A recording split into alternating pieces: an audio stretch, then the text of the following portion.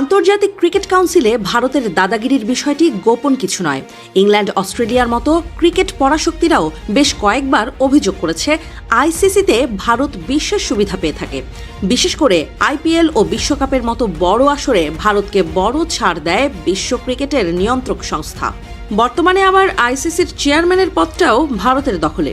ভারতের ক্ষমতাসীন দলের প্রভাবশালী নেতা ও দেশটির স্বরাষ্ট্রমন্ত্রী অমিত শাহের পুত্র জয় শাহ বসে আছেন সেই পদে। সেখানে দাঁড়িয়ে ভারতের ছড়ি ঘোরানোর চেষ্টাও অব্যাহত। তার মাঝেই এলো আইসিসির একচোখ সিদ্ধান্তের খবর। যদিও সেই খবর এখনো আনুষ্ঠানিক নয়। টি-20 বিশ্বকাপকে ঘিরে নতুন করে তৈরি হয়েছে বড় সড় অনিশ্চয়তা। বিশ্বকাপে অংশ নিতে হলে বাংলাদেশকেই ভারতে গিয়ে খেলতে হবে, এমন বার্তাই নাকি বাংলাদেশ ক্রিকেট বোর্ড বিসিবিকে দিয়েছে আইসিসি। তবে এই বিষয়টি নিয়ে এখনো চলছে তীব্র মতবিরোধ, তৈরি হয়েছে ধোঁয়াশাও। ক্রিকেট ভিত্তিক ওয়েবসাইট ESPN ক্রিকইনফোর প্রতিবেদনে বলা হয়েছে, আইসিসি ও বিসিবির মধ্যে এক ভার্চুয়াল বৈঠক হয়েছে। সেখানে আইসিসি স্পষ্ট করে জানিয়েছে, বাংলাদেশের অনুরোধে বিশ্বকাপের ম্যাচগুলো ভারত থেকে সরিয়ে নেওয়ার কোনো সুযোগ নেই। বাংলাদেশের ম্যাচগুলো আগের সূচি অনুযায়ী ভারতেই অনুষ্ঠিত হবে। যদি বাংলাদেশ দল ভারতে না যায়, তাহলে তাদের পয়েন্ট হারানোর ঝুঁকি নিতে হবে। এর মাধ্যমে বড় ধরনের ক্ষতির মুখে পড়তে পারে বাংলাদেশ ক্রিকেট।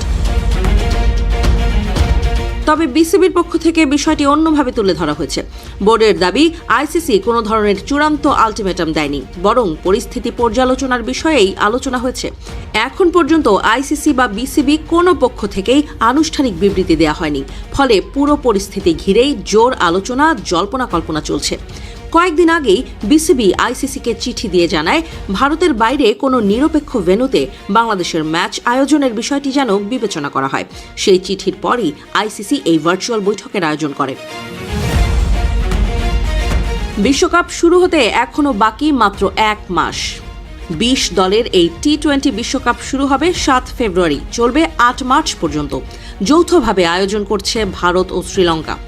সি গ্রুপে থাকা বাংলাদেশের প্রথম 3টি ম্যাচ নির্ধারিত রয়েছে কলকাতায়। 7 ফেব্রুয়ারি ওয়েস্ট ইন্ডিজের বিপক্ষে প্রথম ম্যাচ, 9 ফেব্রুয়ারি প্রতিপক্ষ ইতালি এবং 14 ফেব্রুয়ারি ইংল্যান্ডের বিপক্ষে মাঠে নামবে সাকিব লিটনরা। গ্রুপ পর্বের শেষ ম্যাচ 17 ফেব্রুয়ারি মুম্বাইয়ে নেপালের বিপক্ষে।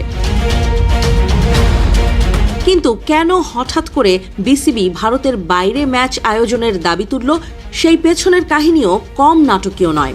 সম্প্রতি অনুষ্ঠিত আইপিএল নিলামে 9 কোটি 20 লাখ রুপিতে বাংলাদেশি পেসার মুস্তাফিজুর রহমানকে দলে ভিড়িয়েছিল কলকাতা নাইট রাইডার্স। তিনিই ছিলেন এবারের নিলামে দল পাওয়া একমাত্র বাংলাদেশি ক্রিকেটার। কিন্তু হঠাৎ করেই ভারতীয় ক্রিকেট বোর্ড বিসিসিআই কেকেআরকে নির্দেশ দেয় মোস্তাফিজকে দল থেকে বাদ দিতে। যদিও কেন এমন সিদ্ধান্ত, সেই ব্যাখ্যা আনুষ্ঠানিকভাবে জানায়নি বিসিসিআই। এই ঘটনার পর থেকেই সম্পর্কের টানাপোড়েন আরও বাড়ে। বিসিবি নিরাপত্তা ইস্যু সামনে এনে জানিয়ে দেয়, বর্তমান পরিস্থিতিতে ভারতে গিয়ে খেলা সম্ভব নয়। তাদের যুক্তি, শুধু জাতীয় দল নয়, বিশ্বকাপ উপলক্ষে অসংখ্য সমর্থক ও কর্মকর্তা ভারত যাবেন। সবার নিরাপত্তা নিশ্চিত করা যাবে কিনা সেই শঙ্কা থেকেই এই সিদ্ধান্ত। বিসিবি সূত্র বলছে, বর্তমানে সরকারের নেয়া অবস্থানের বাইরে গিয়ে সিদ্ধান্ত নেওয়ার সুযোগ নেই। সরকারের নির্দেশনাই হবে চূড়ান্ত, অর্থাৎ সরকার যদি দল পাঠাতে বলে, তাহলেই সম্ভব বাংলাদেশ দলের ভারত যাত্রা। কিন্তু যদি আইসিসি সত্যিই কঠোর অবস্থানে অটল থাকে এবং ম্যাচ ভেন্যু সরানোর অনুরোধ প্রত্যাখ্যান করে, তবে পরিস্থিতি আরও জটিল হয়ে উঠবে। সেক্ষেত্রে কি বাংলাদেশ বিশ্বকাপ থেকে সরে দাঁড়াবে, নাকি শেষ পর্যন্ত সমাধান খুঁজে মাঠে নামবে? এ প্রশ্নই এখন ক্রিকেট দুনিয়ায় বড় আলোচনার বিষয়।